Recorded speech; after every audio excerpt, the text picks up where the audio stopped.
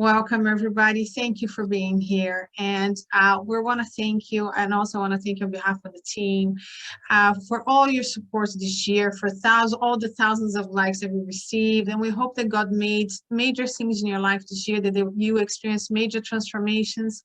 And as we say now in our church, the River Church in Amsterdam, we always say the best is yet to come. And that's what we hope for you as well, that the best is yet to come. So continue on this journey with us, and we're going to bring you a lot more beautiful things, because God is amazing. You know, there's never ending learning is with God. You know, you never finish learning, and I think that that's a great opportunity to continue on this journey and to see the amazing things that He can do in your life. So that's what we want for you.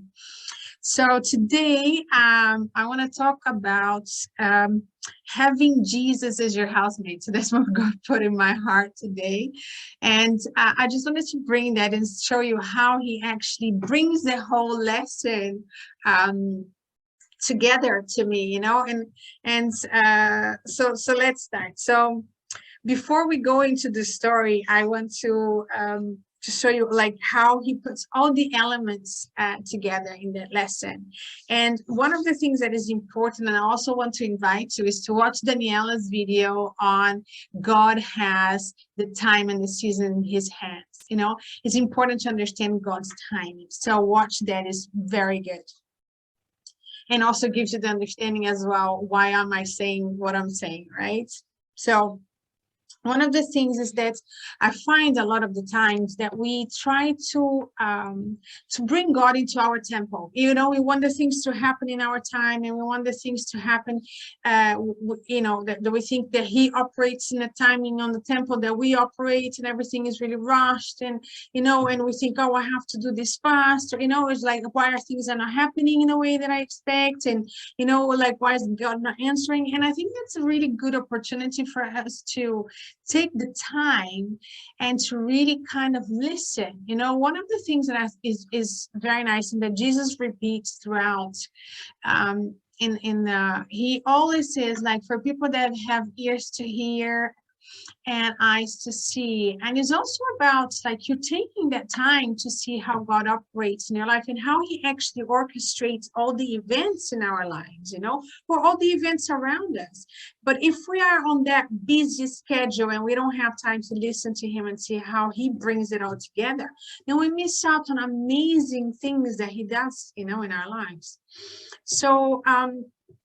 So yesterday, how this story came about was that I went out and I had a beautiful walk, and I also said to God, it's like, God, I want to also, like, bring the gospel, you know, to the people. It's the end of the year. It's my favorite, like, one of my favorite times of the year is Christmas. And it's one of my favorite times because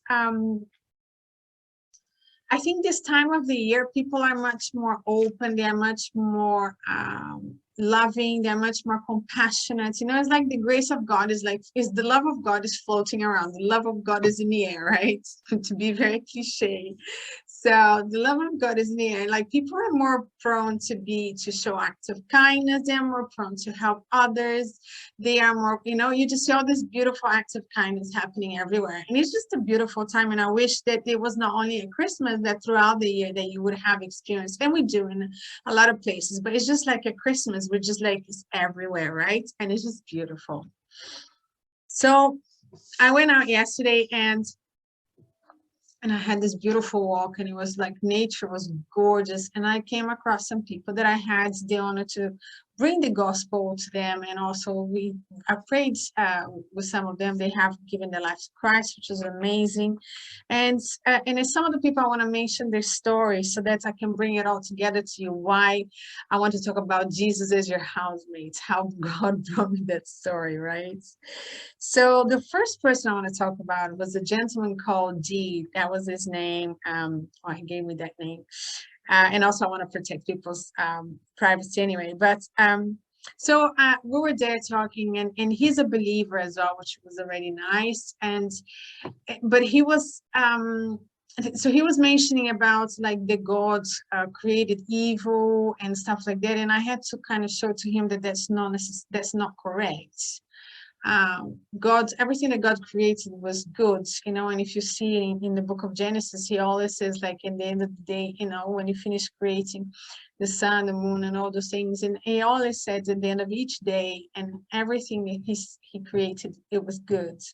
So I think it's important to also understand that, evil and diseases and all those things don't come from God, but come from the enemy. And I think when God creates, another thing is that God created us as his image, like we have abilities to co-create, he gave us, it's a major risk, because if you create someone in your likeness, they have certain powers and abilities, and they might not use it for good. And that's exactly what happened. And so, but because he's the God of love and he's a God of freedom, he didn't want to create robots, which is what we spend time doing in AI. But he created humans, and that was like the highest point of his creation,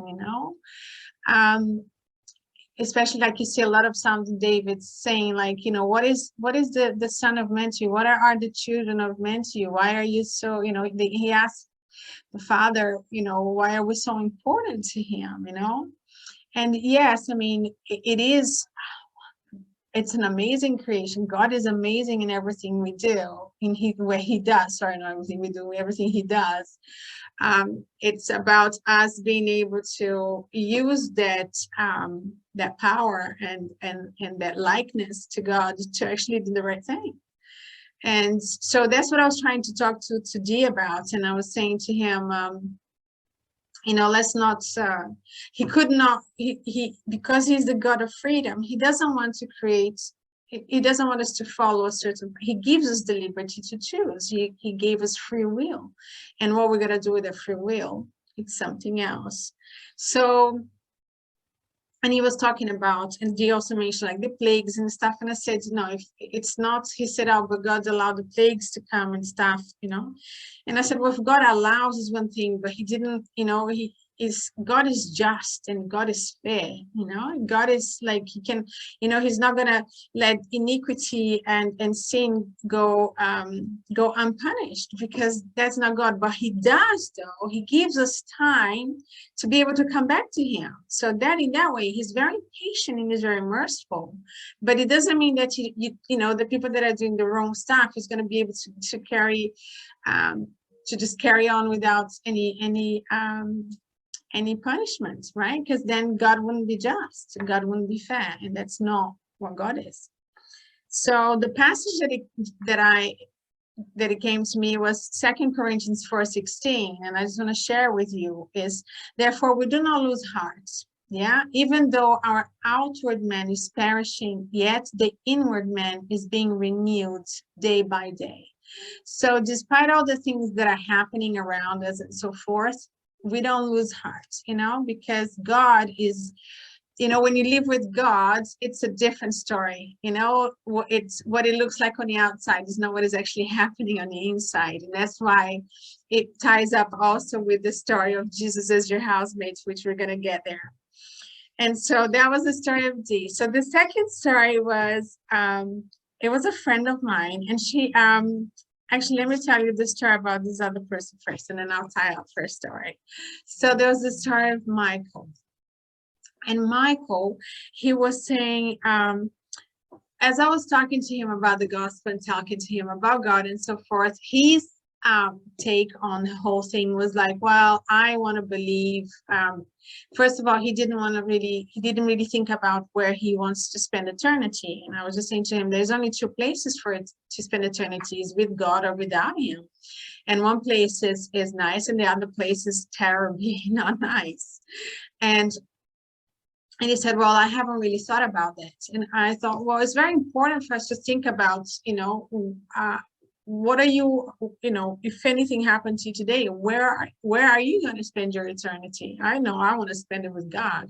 So, and he said, well, because I don't, he was more saying like he doesn't really believe in eternity in that way, and he likes to believe other things. And it's okay, people are entitled to their opinion, but having your opinion doesn't necessarily change the facts. It doesn't change the truth, you know. It's like we don't see electricity, but we press the switch and the light comes on. But if I say, oh, I want my light to come out pink, will it come out pink because I want to? No. So it's important that we don't, that we get knowledge, that we become, you know, because I'll share with this passage with you, like in Hosea 4:6, it says, my people are destroyed for lack of knowledge. Because you have rejected knowledge, I will also reject you from being a priest for me. So, but the most, like the part that I want to bring to you is that my people are destroyed for lack of knowledge. So just because you don't, you don't want to believe in certain things, it doesn't make that thing be the way you want it to be. You know, so it's very important that you go after knowledge. And what I said to Michael is, Michael, get to know God first, get to know him in his word, get to see what he says. And then after you have that information, then you can make your mind up about what it is that you want to believe. But it's like choosing to believe something without having all the information together. It might be a little bit foolish, you know, because otherwise you're just, you know, putting in your head something you want to believe, but that's not. It's like me, you know, I want to have $1 million in my accounts. Doesn't make it so. If I don't do anything about it, I want to believe, is the money going to be there? Let me check. So let's just be a little bit more like foot on the ground, get the Bible, read the Bible, get to know God, and then you can make your mind up. And then you can say, okay, I want to follow you. But you have the choice. God never forced anybody. It doesn't come into your door and say, let me in and I'm going to live here and that's it. No, he doesn't. He only comes into your life when you actually invite him in. So get to know him. So people say, oh, I don't want to know because he does this and that. It's like, a lot of people just have like borrowed information, you know, they hear other people saying and they just borrow that and they adopt that into their idea of what they think, you know, they adopt the notions of someone else without having their own experience on it, you know. For instance, like they try to follow like, oh, I don't believe God because so and so said so, or because one person wrote a book and said that God doesn't exist. It's like, well, it might not exist to that person, but to me, he exists because I have an experience with him. So how are you going to explain that? Well, it doesn't exist to you because you never invited him to your life. So obviously, it's almost as if he doesn't exist for you because you don't want to believe in him. But that doesn't mean that if you don't want to believe in him, doesn't mean that he stops existing. Just because somebody doesn't know me and he says, is he going to say, oh, rocks doesn't exist? Well, I might not exist in his world, but I exist, whether that person knows me or not. And it's the same thing for God. You might not know God, but it doesn't mean he doesn't exist. So this is what I'm saying. Like, let's not destroy ourselves because we don't have the knowledge, because we're not willing to go and get our own information, our own experience. Let's not be like herd mentality. We follow everybody else because everybody else is doing that. But why are they doing this? Why everybody else is going in that direction? Ask yourselves, you know, like we need to have a little bit of a critical thinking in the sense of like, let's check our motivation. Let's check our drives. Like, I'm not just going to follow everybody because I don't want to be the one like that stands out. No, I want to be the one that stands out because at the end of the day, it's about my salvation. The herd cannot take me to heaven, you know, it's God can take me to heaven. It's only Jesus that can take me to heaven. Everybody else can go and fall in the pit, but I don't want to go there. So I don't want to be like everybody else because everybody else is going in a direction that is actually not going to save me. So have that ability to think better for yourself. You know, it's very important that you just don't go with the flow just because everybody else is going. Yeah. So that's the story of Michael. Now let me have a sip of my tea. Then the other piece of the story was, I was like checking Facebook and then I saw a post from a friend of mine. And in the post, it said something like, I think it was quite a big statement. I think somebody must have upset or somebody else or whatever. So in the post, it said something like, let me see, I made a note of it, and he said, don't ever allow anybody to come and go in and out of your life as they please. Like, don't give the liberty for people to go in and out of your life as they please. And I thought, wow, you know, I wonder who upset you. But in any case, I responded, I said, well, I'm glad God doesn't think like that, because if he said, like, you can't, you've had your chance and that's it, we'll all be lost forever, you know? So I just said it to her, and she's like, yeah, but that's why he's God. And I thought, well, yes, but it's not just like, then it creates a separation. Well, God is like that, and I am human, and I'm not that special, let's say. And I don't have that power, or I don't have that ability, or I'm, you know, in the world, we do it this way. And I was just saying to her, like, yes, that is God. And the reason why God does that is because he's teaching us that we need to do the same. You know, like he's teaching us that I'm not going to like not have any, I need to be able to have compassion and forgiveness in my heart, basically. But I think the overall, when I talked to her, she was more like, you know, I'm just like having a hard time here, because I sometimes, she says, I would get annoyed with God because he lets all these things happen to me, and it's very hard, and so you know, it's like, of course, she said, I forgive people, but sometimes it's very hard, and it really tests you, and you know, and I think it's important that we have an understanding, like, when you follow God, it doesn't mean that you're not going to have any trials. What it means is that you're able to deal with the trials without having to lose your peace. And if you don't follow God, some people have the wrong impression that when you are, you know, with God, that there is no more problems. No, this will happen. That's when you're in paradise. Right now, living in this world, we will have trouble. You know, that's what God said. As Jesus said, that when you come to this life, you're gonna have troubles, you're gonna have trials. But what he does when you live with him is that you don't face the trials alone. And he doesn't let anybody, he doesn't let he can help you through those trials. You don't go through it alone, like I said, but you also don't lose your peace in the process. So that's amazing. So it's like, yes, it's like when he was talking in that passage where he calms the storm. So everybody else is like explaining, is like, Father, you know, Master, aren't you worried that we're gonna like all drown and die here and everything, and you're there sleeping and so forth? And he's like, guys, don't you have any faith? What's going on? You know? And you just tell the storm, like, be still, peace, be still, and then the storm passes. So what he's saying is like, yes, there will be storms. Yes, you're gonna go through trials, but you don't have to lose your peace over it. You just have to have faith and understand. And then you give you the tools you need. He will give you the strength that you need. He will give you the understanding. What is it that I have to learn from this? What is this that how can I do better in this? Or how can I deal with that person? How can I deal with that situation without having to, you know, pull my hair out over it? And that's what God offers. You know, he cannot just simply take you out of the situation, put you in a glass dome, and you're protected and nothing happens to you. That's not what that's not what the journey with him is about. Because if you read the New Testament, you see that the disciples suffered a lot of persecution.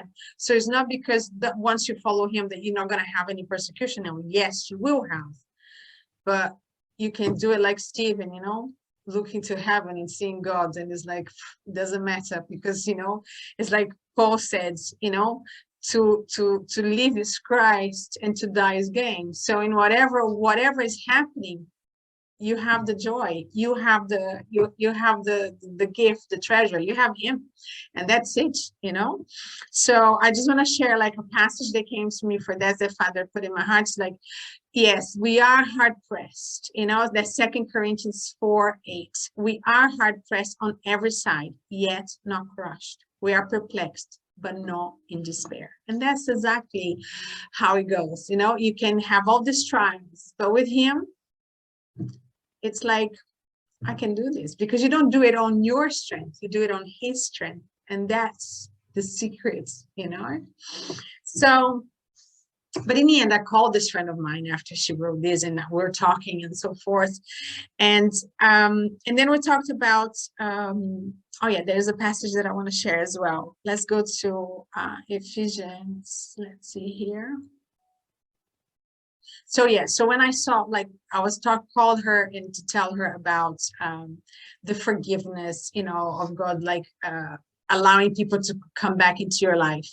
Of course, you need to see, like, you don't want people that are going to be, that that are upsetting you, or people that you're not equally yoked, like says in the Bible. It's like some people are negative, so it's like you have to have discernment, but God can give you the discernment. That's why when you are with Him, then you have the discernment. He gives you the discernment, like who you should have in your life, and then you're not totally vulnerable to all the things that are happening in the world. But it also means that you're not so hard-hearted that you don't have any forgiveness in you. It's like you can forgive people. You might not want to. I'm not going to carry that. What do you mean, like the hatred? Or I'm not going to carry sorrow. I'm not going to carry resentment around. I will forgive them. I might not hang out with those people, but it doesn't mean that if I see them, I'm not going to talk, it's like, it's not like that. But I know the people that I want to have around me. And I want to have people that are just in love with God as I am, that, wants to do the right thing. So I'm not going to go hang around with people that are not doing that, but it doesn't mean that I don't have the people that hurt me. Doesn't mean that I don't have the heart to forgive them. Totally. So I just, that's the important thing. So here in Ephesians 4:32, and it says, be kind to one another, tenderhearted, forgiving one another, even as God in Christ forgave you. So, we received forgiveness. I mean, we're all, like it says, we're all sinners. We were all sinners, and we all make mistakes, and it was the way that we got redeemed. It was through Christ. And it doesn't mean that we carry on being sinners. It doesn't mean that we carry on hurting others or doing the things in the wrong way. It just means that, you have to kind of live your life more according to the way that He left the example. And God is righteousness, that's beautiful. It's what I live for. I love righteousness. I love what is, I think that Philippians 4 is like, what is noble, what is most beautiful, what is admirable, that's the kind of thing that I set my eyes on, because I think, everything is with God, everything is just, it's fair. It's just, what is not to like about that? What is not to like about honesty? What is not to like about integrity? What is not to like about respect? What is not to like about, integrity? I don't even know if I already said that. All the things that are right. What is not to like about somebody that is upright? Like we see so many things wrong in the world. And don't get me started, because I'm not here to talk bad about the stuff. I'm not here to complain, because really I don't have time for that. And that's why I rather focus on the good stuff. And and that's the things that I focus on. So if I'm not going to be surrounding myself with people that don't actually reflect those things that I admire. But it doesn't mean that I'm going to get angry, or I'm not going to go and post things, which is not according to what God says, So yes, I will be forgiving, but it doesn't mean that I have to let you, keep upsetting me. So I'm just going to say, hey, look, don't really like that. I'll forgive you, but let it be the last time. Yeah, great. And so, and then I told my friends, like, there is a way that you can live, that you're not at the mercy of people like that. You're not at the mercy of the world. You're not at the mercy that you're thrown about like, you're like bamboo in the wind. You're going there and there, and you never know what's coming and what's going to hit you and what's going to, you never know how long you can hold that little sense of peace that you have, and or that you're always having to worry to defend your peace, because then you're always like, you're dealing with enemies that you don't know where they're coming from. And that's like living in a world, for me, is like, as I remember, it's like you're constantly on guard. You're constantly watching to see, to be kind of like the attention and awareness, like, okay, is this okay here? And the people you're dealing with, and you just never know when it's coming. You always have to kind of be doing that on your own, and it was just so tiring. really tiring, really exhausting to live like that, you know? And she said, okay. So I said, you know, for me, I found what I was looking for. I found my purpose. And my purpose was to find God. And I found God. And even though I sought God in all the wrong places before, in the end, I eventually came to him, and it was just like, and he was standing there right in front of my face. And I just went around the world looking for God, and he was there. Like, oh, I was like, Rosanna, I'm here. I was like, oh my goodness. If I knew you were so close, I would never. Anyway, but the good thing is that God can turn everything for good. So all the mistakes I've made, and all the bad stuff, and all the pain, all the cries, all the tears, you know, everything becomes a lesson. Everything becomes something that I can use now with my life to help other people, to help myself. Doesn't, for every circumstance. So it was good. But the good thing is, what I said to her was like, you can have a life that is peaceful, that you can be like Jesus in the storm.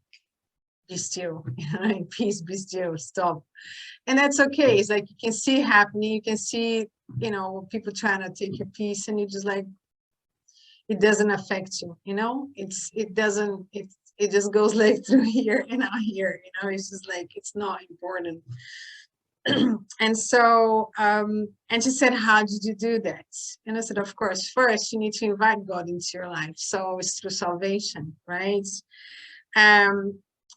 And I will do the prayer of salvation at the end. So if you really want to come and have a life with peace and joy, I totally invite you. And of course, baptism and so forth, you know, you go through the steps, right? And I want to share with you this part here. So the encounter, and then this is the passage, like 2 Corinthians 13:14. The grace of the Lord Jesus Christ and the love of God and the communion of the Holy Spirit be with you all. Amen. I mean, if you have that, that's just like, that's cloud nine, really, for the Spirit. That's like, you live every day in cloud nine with Jesus and the Holy Spirit and God. You know, it's just amazing. It's like every day is a joy. You look around and you're happy. You look around, it's not the success, it's not your bank account, it's not the corona, it's not the pandemic, it's not the lies, it's you know, these things, you focus on God, and that's it. You focus on the things that you don't see. You focus on him, you focus on his love, and then you're able to have joy every day of your life. I promise you that. It's not to say that I don't go through trials. Of course, I do every day, but I do it with a smile on my face, and I don't force it. I just feel happy. I am happy because my happiness does not depend on my circumstances. My joy comes from him, and that's my strength, you know? So I said to her, like, invite him into your life. And that's the first thing we do. When we invite him, and then when we do the prayer of salvation, then the Spirit of God comes to live in us. Yeah. And that's when we come now to the message, like, to the part of the story. Is like, and then I was reflecting this morning about what I was talking to her and stuff. And then it was like, what is it like? And then God put this idea, you know, then God put this idea in my head. It was like, it's like having a housemate. Yeah. So when you invite God into your life and his Spirit comes to live in you, so it is you and him living under the same roof, and this roof is your body. Okay. It's this life. And you can live with him as just a roommate, like somebody that shares the space. And then sometimes you interact and you give him a little bit of attention, but you carry on doing the things that you do. And every now and then you remember he's there, and every now, or you remember that he's there when you really need, when you're like, you're panicking, oh, I really need some help. Like, I'm broke this month or whatever, or, oh, I really need your help, and I'm sick, or somebody's sick, or, you know, whatever the circumstance, I need a job, or I need this, or my boyfriend hurt me, or I don't know. So, and you're gonna remember that he's there, and then when, you know, then you can sit down on your couch in your living room where you share that space, and you can just be the friend, and, you know, and have a chat. And he will help you in the time. But then when everything is good, you kind of go back to sharing the place, but not really interacting. That's one way of living with it. The other way of living with him in the same place is to really become his friend. And that is when you have joy, because when you basically, I said, you know what? You can have this house. This house is all yours. I'm going to live with, and I'm going to do everything that you say.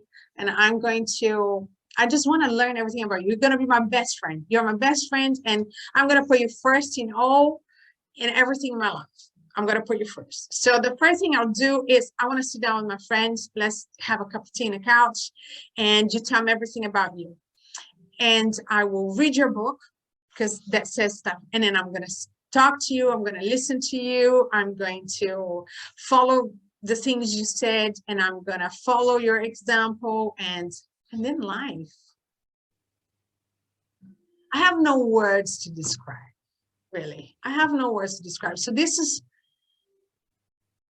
how you need to see what it is to have Jesus in your life and having his spirit in you. It's like, how much of your life are you gonna spend being friends with him? Because you're living under the same roof, you know? So I have this passage here, 2 Corinthians 6:19. Or do you not know that your body is the temple of the Holy Spirit who is in you, whom you have from God, and you are not your own?